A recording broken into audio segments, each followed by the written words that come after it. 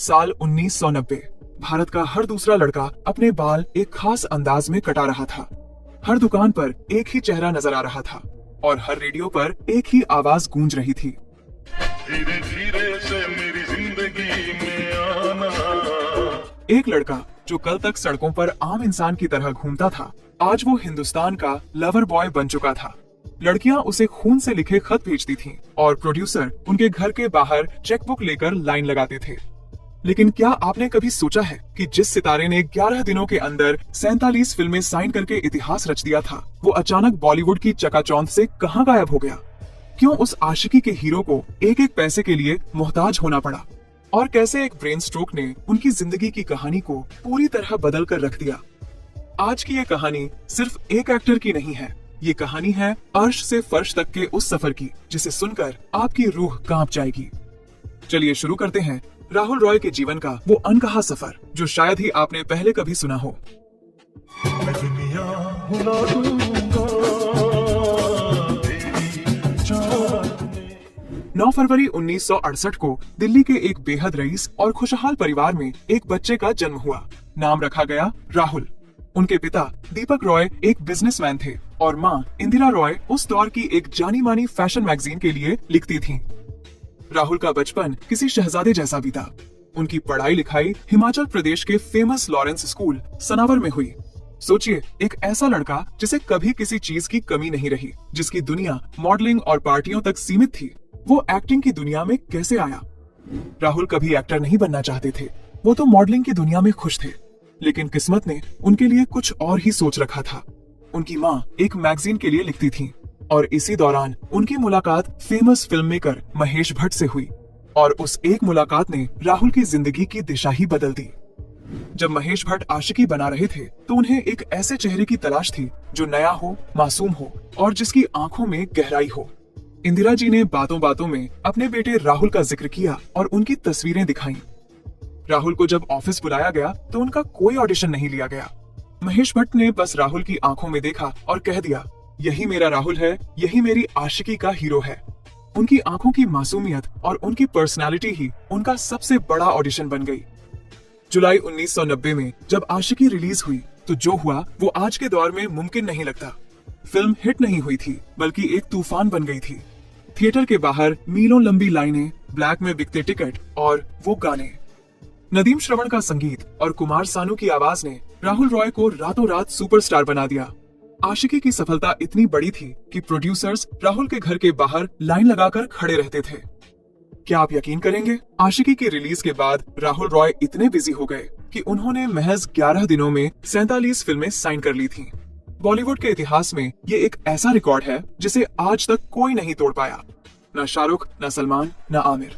राहुल उस समय बॉलीवुड के सबसे महंगे और डिमांडिंग एक्टर बन चुके थे और उनका वो हेयर स्टाइल, लंबे बाल कानों के पीछे झुके हुए, उसे राहुल रॉय कट कहा जाने लगा। उस दौर में राहुल रॉय का हेयर स्टाइल एक नेशनल सेंसेशन बन गया था। आज के दौर में शायद हम इसे ट्रेंड कहेंगे, लेकिन तब ये पागलपन था। लेकिन दोस्तों, शोहरत जितनी तेजी से आती है उतनी ही बेरहमी से जाती भी है। राहुल ने फिल्में तो बहुत साइन की, लेकिन उनमें से कई कभी शुरू ही नहीं हुई और जो रिलीज हुई वो आशिकी का जादू दोबारा नहीं चला पाई। प्यार का साया, गजब तमाशा, दिलवाले कभी ना हारे, एक के बाद एक फिल्में बॉक्स ऑफिस पर दम तोड़ने लगीं। धीरे धीरे इंडस्ट्री को एहसास होने लगा कि राहुल शायद वन फिल्म वंडर बनकर रह गए हैं। अब सवाल ये उठता है कि आखिर गलती कहाँ हुई? क्या राहुल ने गलत फिल्में चुनी या फिर इंडस्ट्री ने उन्हें सिर्फ एक चॉकलेट बॉय की इमेज में कैद कर दिया? 1993-94 आते आते राहुल के पास फिल्मों के ऑफर कम होने लगे। धीरे धीरे मेकर्स ने भी उनसे दूरी बनानी शुरू कर दी। जिस फोन की घंटी कभी शांत नहीं होती थी, अब वो हफ्तों तक खामोश रहने लगी। दूसरी तरफ शाहरुख, सलमान और आमिर की तिगड़ी ने इंडस्ट्री पर कब्जा करना शुरू कर दिया था। 90 के दशक के खत्म होते होते राहुल रॉय गुमनामी के अंधेरे में खोने लगे। उन्होंने खुद को फिल्म इंडस्ट्री से दूर कर लिया और ऑस्ट्रेलिया चले गए। राहुल रॉय की निजी जिंदगी भी किसी फिल्मी ड्रामा से कम नहीं थी। आशिकी के दौरान उनका नाम उस दौर की बड़ी हीरोइनों के साथ जुड़ा। मनीषा कोइराला से लेकर पूजा भट्ट तक उनके अफेयर के चर्चे हर मैगजीन की हेडलाइन बनते थे। लेकिन राहुल को तलाश थी एक सच्चे हमसफर की। साल 2000 में उन्होंने राजलक्ष्मी खानविलकर से शादी की। फैंस को लगा कि अब राहुल की जिंदगी पटरी पर आ जाएगी, लेकिन किस्मत को कुछ और ही मंजूर था। करियर के डूबते जहाज और रिश्ते में बढ़ती दूरियों ने इस रिश्ते को भी खोखला कर दिया। 14 साल के लंबे साथ के बाद साल 2014 में उनका तलाक हो गया। तलाक ने राहुल को अंदर से तोड़ दिया। वो अकेले पड़ गए थे, न हाथ में काम था और न साथ में कोई हमसफर। सोचिए, जिस इंसान को करोड़ों लोग प्यार करते थे, आज उसके पास घर में बात करने के लिए कोई नहीं था। साल 2006 में जब भारत में बिग बॉस का पहला सीजन शुरू हुआ तो राहुल रॉय ने इसमें हिस्सा लिया। यहाँ दुनिया ने राहुल रॉय को पर्दे वाले हीरो के रूप में नहीं, बल्कि एक शांत, सुलझे हुए और मैच्योर इंसान के रूप में देखा। राहुल ने बिग बॉस सीजन 1 जीता। लोगों को लगा कि अब राहुल की दूसरी पारी शुरू होगी, लेकिन अफसोस, बॉलीवुड में वापसी इतनी आसान नहीं थी। उन्होंने प्रोडक्शन में हाथ आजमाया, फिल्में बनाने की कोशिश की, लेकिन नाकामयाबी ने उनका पीछा नहीं छोड़ा। इंडस्ट्री बदल चुकी थी। अब वहाँ आशिकी वाले राहुल के लिए जगह नहीं बची थी। अब हम आते हैं कहानी के सबसे दुखद और झकझोर देने वाले हिस्से पर। साल 2020, राहुल रॉय कारगिल की बर्फीली वादियों में film LAC live the battle की शूटिंग कर रहे थे। वहाँ का तापमान -15 डिग्री था। शूटिंग के दौरान ही अचानक राहुल को बोलने में दिक्कत होने लगी। उनका चेहरा लटकने लगा। उन्हें तुरंत श्रीनगर ले जाया गया और वहाँ पता चला कि उन्हें ब्रेन स्ट्रोक हुआ है। ये राहुल रॉय के जीवन का सबसे कठिन दौर था। एक ऐसा एक्टर जिसने अपनी आवाज और अपनी पर्सनैलिटी से लोगों का दिल जीता था, आज वो बोल तक नहीं पा रहा था। अस्पताल में भर्ती होने के बाद राहुल रॉय को एक और कड़वे सच का सामना करना पड़ा। वो थी आर्थिक तंगी।